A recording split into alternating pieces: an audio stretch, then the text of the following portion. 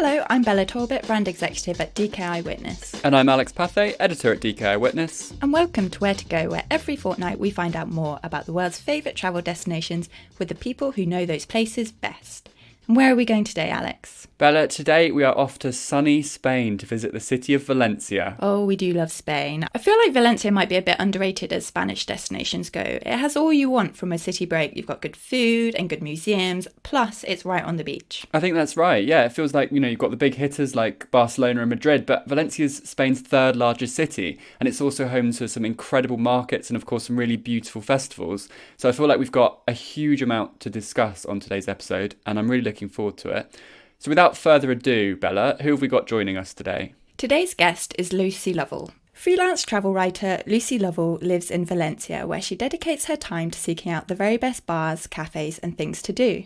Her work has appeared in the likes of Lonely Planet, Solo magazine and Sleeper magazine, to name but a few. Welcome, Lucy. Hello. Thanks for joining us. Hi, Lucy. Thanks so much for coming on. Thank you. So as usual, we'll begin with learning a little bit more about our guest Lucy, followed by her all-important recommendations of where to go and insider knowledge of Valencia. Then we'll hear about ways to make the most positive impact when you visit the city.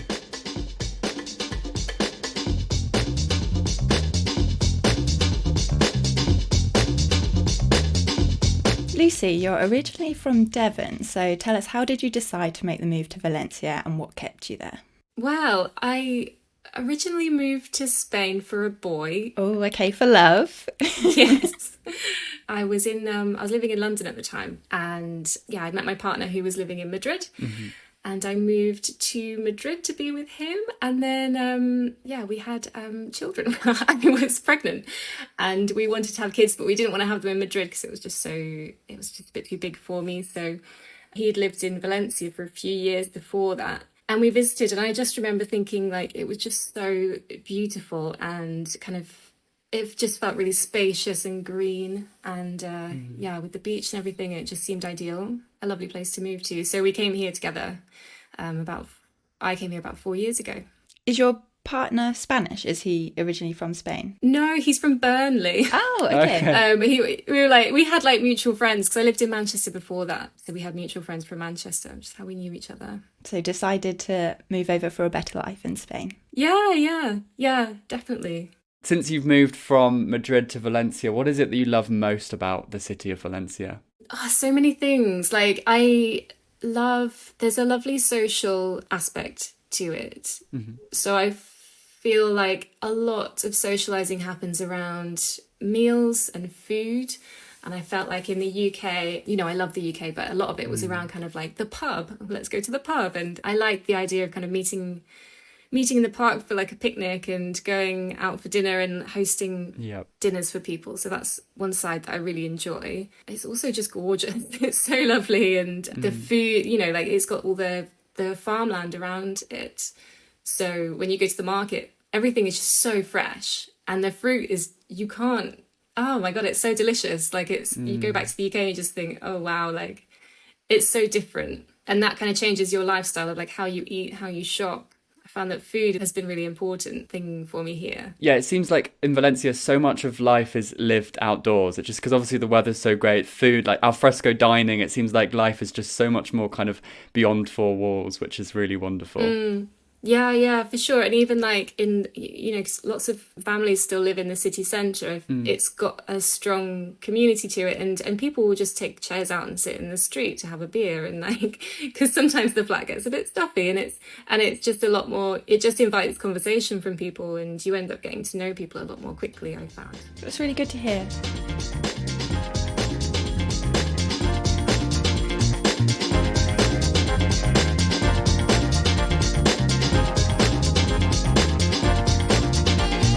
So to really kick things off, we're going to ask you to give us a quick fire tour of Valencia. We're going to name a few categories and you have to suggest just one thing in each of the categories. So the first category, what is your favourite view? My favourite view would be from the top of Palacio Baliers, and that's on Plaza de la Virgen in the Old Town. And it's a hotel, it's a 5-star hotel, but you can go up to the rooftop and they have a rooftop bar. And it has the most amazing views over the square. It's absolutely gorgeous. And lots of people go to the square, just to see it because it's so pretty. But I feel like the views from the rooftop are just stunning. That sounds Nice. lovely. Okay, so next one, your favourite day activity. Yeah, for me, like just doing the shopping is a lovely activity.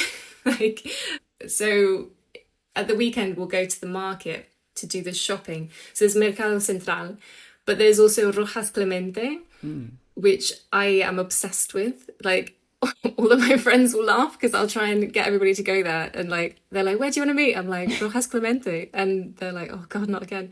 But it's just such a lovely market, and no tourists go there. I think they should, because it's so lovely. And it has a play area for the kids, and it's got a cafe right next door to that. So the kids can play, I can get a coffee. And then it's got an organic veg stall. And it's just a really lovely way to do the shop. It's like so much nicer than going to Morrison. Yeah. I think that's my favourite answer to that question. It's such a glowing endorsement of a city when your weekly shop isn't a chore. Yeah. It's like your favourite part. That's amazing. I know, it's so sad, isn't it? But I really love it. I really love it. Right, the next one is your favourite thing to eat. My favourite thing to eat. Oh gosh, there's so many things. I think we're like, this question is very cruel. Yeah. It's so difficult. I have to say paella. I mean, you can't get better than when you're in Valencia. There's a place called, my friend Anna took me to a place out in the Huerta, which is like out in the farmland. And it's called the Barraca de Tony Montoliu.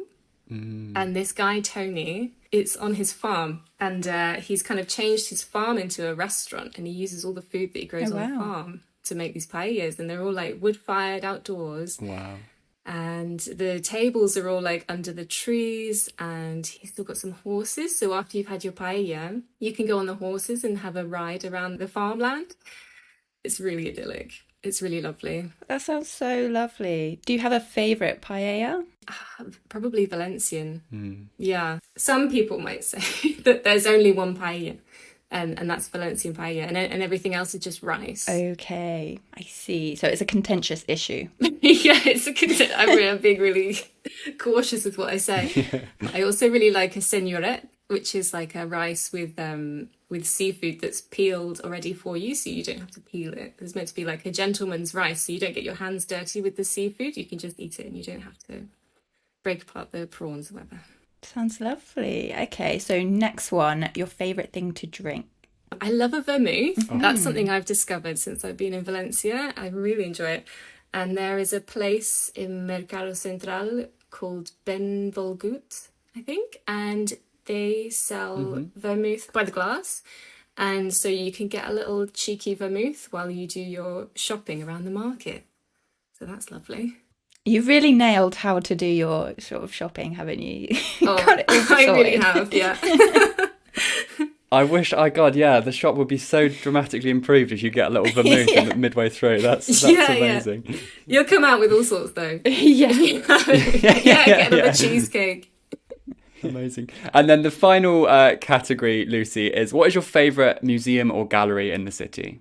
For me, there's so many in Rusafa, like really small galleries. Like there's lots in the centre that are good to look at if you're visiting. But if you go to Rusafa, there are lovely little independent ones. There's one called Sporting Club Rusafa, and from the outside it just looks like a garage door. Like you can't really tell that it's a gallery. And then you go in, and the first part is like a small gallery with people exhibiting.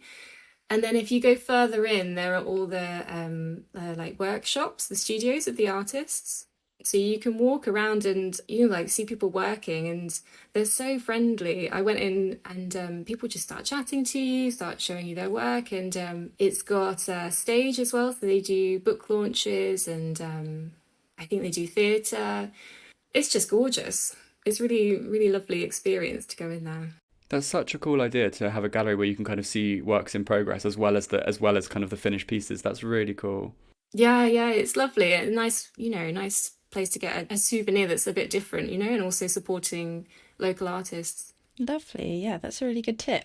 Thank you so much, Lucy. That concludes the quick fire tour of Valencia. Okay, that was quick. It was very quick. Well done. You did a great job. I'm going to ask you now about the absolute highlights in Valencia that visitors really shouldn't miss. Yeah, there is, like I've said before, the Mercado Central.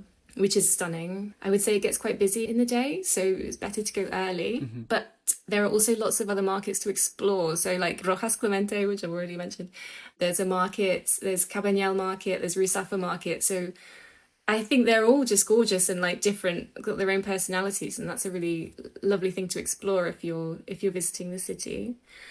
There's a lovely square that's close to Mercado Central, which is called Plaza del Doctor Collado, and it's got like a little coffee stall there. I don't know if you've seen like the newspaper stands. They've kind of turned it into like a really cool coffee and magazine stall. Cool. And on Sundays, they have the local Lindy Hop dance group come and take over, and they've set speakers up in the square, and they all just start dancing, and it's so joyful. Everyone just has like the biggest smile on their face, and there are lots of bars around the outside, so you can sit down and have a drink and watch them dancing. And I've been with my kids, and my kids try and dance along with them, and I just like get in the way. That's a lovely experience as well, I would say. That's such a good tip. That sounds really, really great. It's fantastic. What about any hidden gems in the city that visitors shouldn't miss? Oh, guys, there are so many.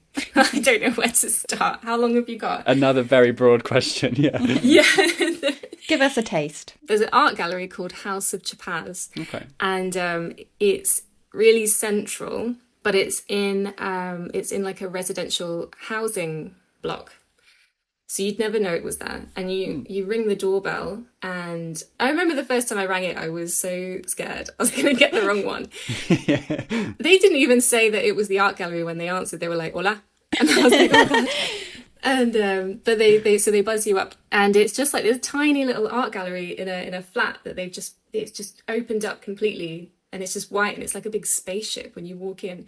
Wow. And they have really interesting exhibitions in there, so that's a good one. There's also quite central, which is there's a convent just behind Plaza de la Virgen, and they sell biscuits, and they've got the times printed on the door, so you can look at the times on there, and you ring the doorbell. You can go in, and they sell the most amazing truffles. Wow. Like, so good. I was not expecting it.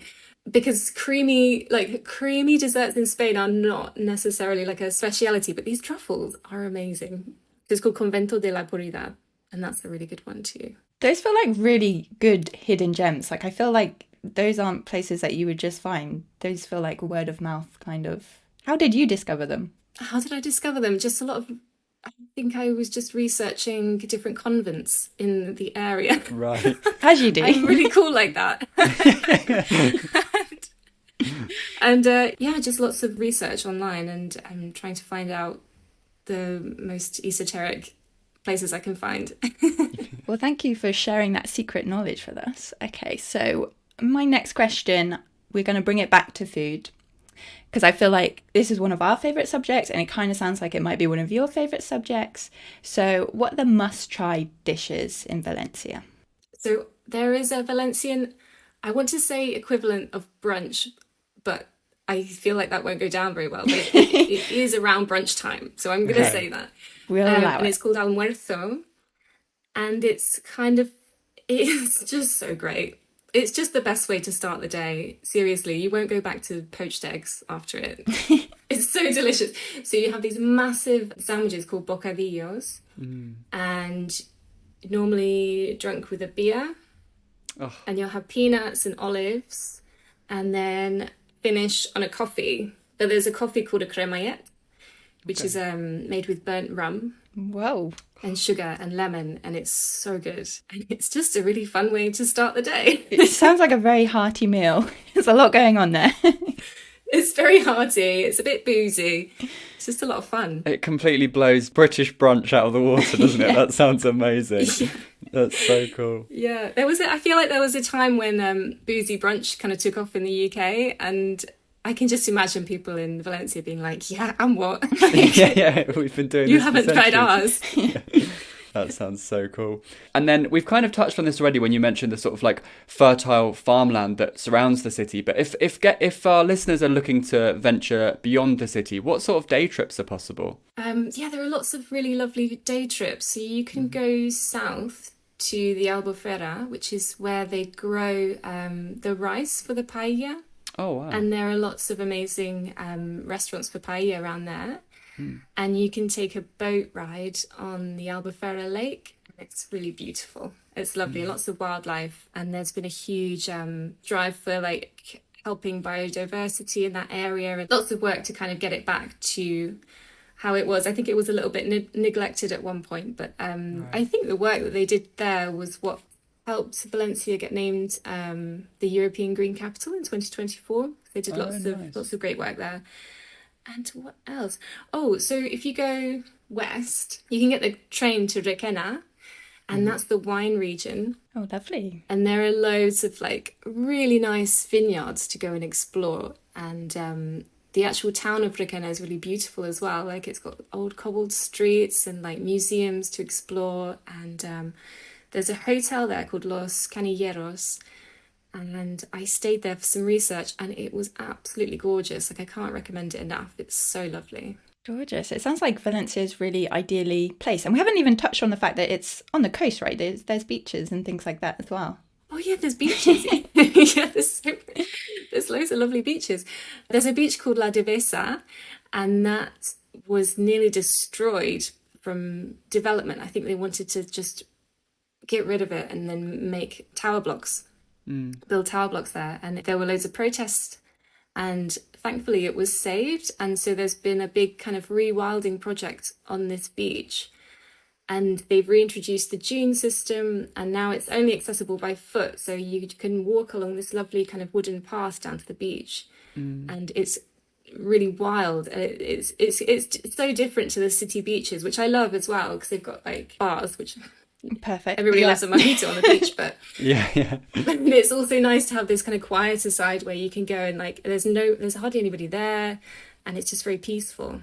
Lovely. It sounds like there's a real effort to sort of conserve nature and sort of the way things are. Yeah. I think they've really turned things around. I think they're making really big steps, and I think a lot of it is thanks obviously to the work that they're doing kind of as a city, but also the community. It's a lot down to the community kind of putting their foot down and saying, no, like we want to keep this beach, we want to keep this community, we want to keep these buildings, etc. So yeah, I think they've done really great things recently. Thank you, Lucy. That was an amazing tour of Valencia. We're going to move on now to planning the perfect visit.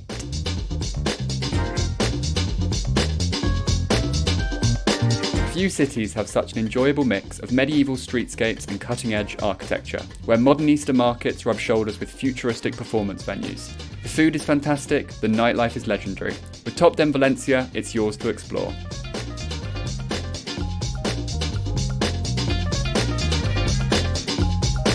Okay, Lucy, so you really whetted our appetite to go to Valencia. So now you're going to help us plan the perfect visit. So my first question is, when is the best time to visit? Yeah, that's a good question. I think that spring is a lovely time. Summer can get quite hot, but if you like hot, then that's also a good time. But it also can get quite busy in the summer. So I think a lot of advice now is to kind of plan it outside of the main seasons. So like going in spring or maybe in autumn. I've heard that Requena is really beautiful in the autumn because all of the leaves on the vines turn like orange, and it's just like a sea of orange. Wow. In the vineyards. So maybe autumn, even winter, it's still warm. Like, it's always lovely and sunny. So it's never a bad time. That's not really an answer, is it? Anytime, yeah. That's good to know. Never a bad time.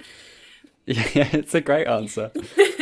Maybe like July and August, some places will close because it's too hot, and lots of local people will go away in July and August because they find it too warm. Right. But yeah, it's down to your taste, I suppose. And are there any particular events that our listeners should sort of put in their calendar for when they visit?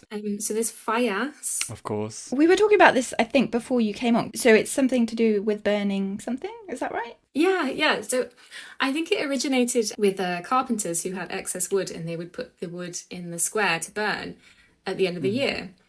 And so I think that it kind of grew from there. And I mean, now it's really evolved into this kind of like these elaborate sculptures are now made to go in every square, or almost every square in the city.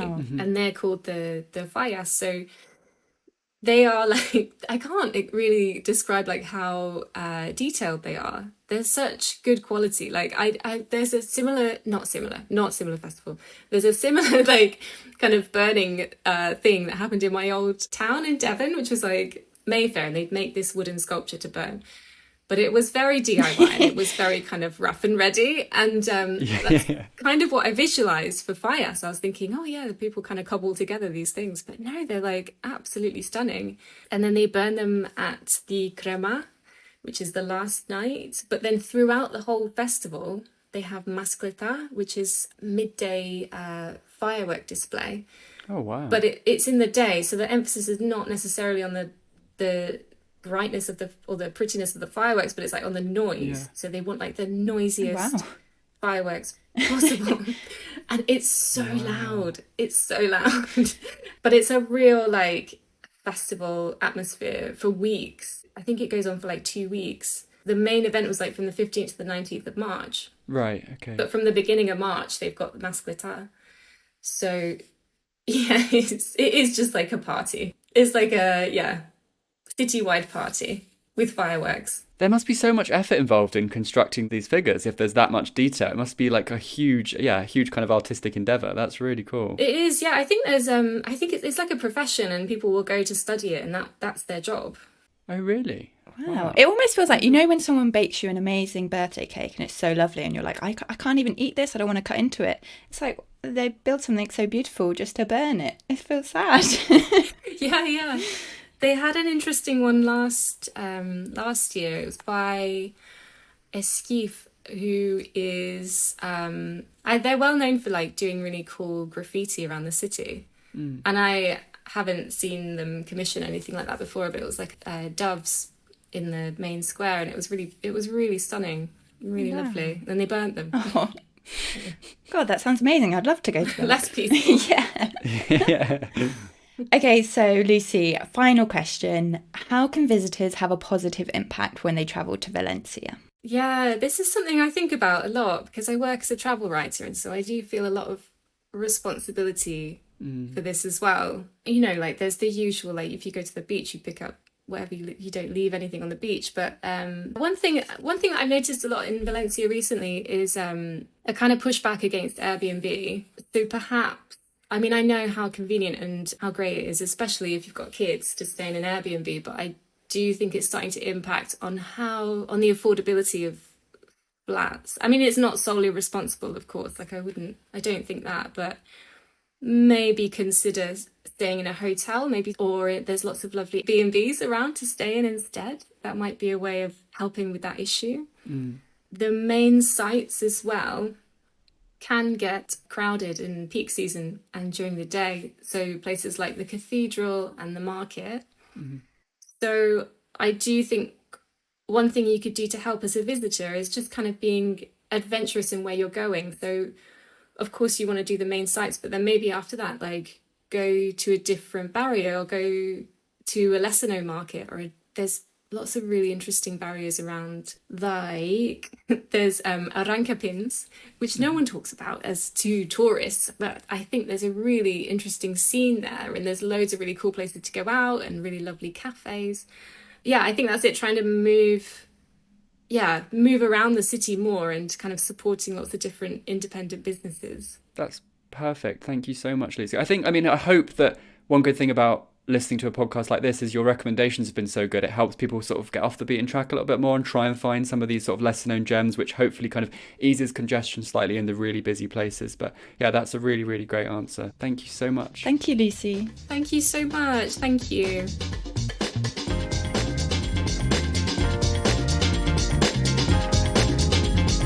Thank you so much to Lucy. That was another really enlightening episode. I really enjoyed that one. I can't remember the last time I felt this excited about going to a place to go grocery shopping.